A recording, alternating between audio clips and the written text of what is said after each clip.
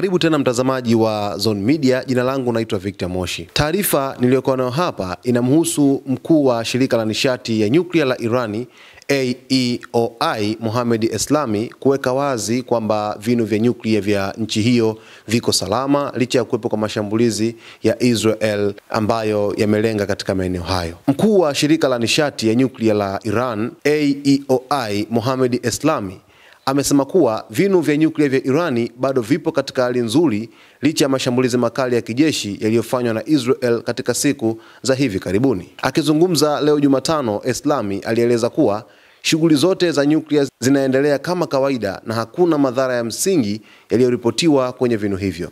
Alisifu moyo wa kujitolea kwa wafanyakazi wa AEOI ambao kwa mujibu wake bado wapo katika maeneo yao ya makazi wakitimiza majukumu yao kwa bidii na uzalendo mkubwa. Eslami alisisitiza kuwa wananchi wa Iran wamekuwa thabiti na hawajawahi kusalimu amri mbele ya nguvu za nje. Alisema mashambulizi ya kijeshi hayawezi kuizuia Iran wala kufanikisha malengo ya maadui wake. Kauli hii imekuja siku 5 baada ya Israel kufanya mashambulizi ya alfajiri ya Juni 13 ambapo ililenga maeneo ya kijeshi, nyuklia na hata makazi ya raia katika mikoa ya kati ikiwemo kituo cha nyuklia cha Natanz kilichoko Isfahan. Mashambulizi hayo yalisababisha vifo vya makamanda kadhaa wa kijeshi, wanasayansi wa nyuklia na raia wa kawaida. Kwa mujibu wa shirika la habari la Mehri, mashambulizi hayo pia yalilenga kuzorotesha maendeleo ya Iran kwenye sekta ya nyuklia, lakini serikali ya Tehran imeeleza kuwa haijatetereka na itaendelea kusimamia haki yake ya matumizi ya nyuklia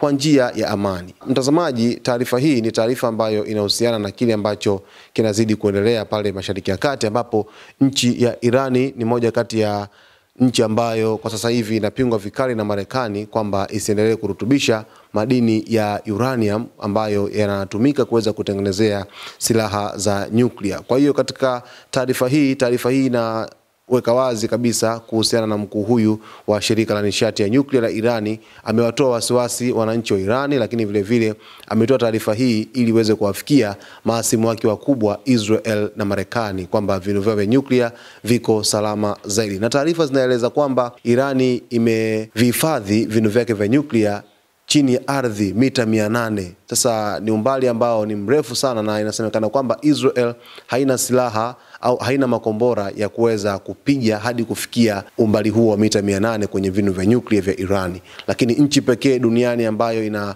silaha hizo ni nchi ya Marekani ambayo inaweza kupiga moja kwa moja kombora hadi kwenye vinu hivi vya nyuklia mita 800.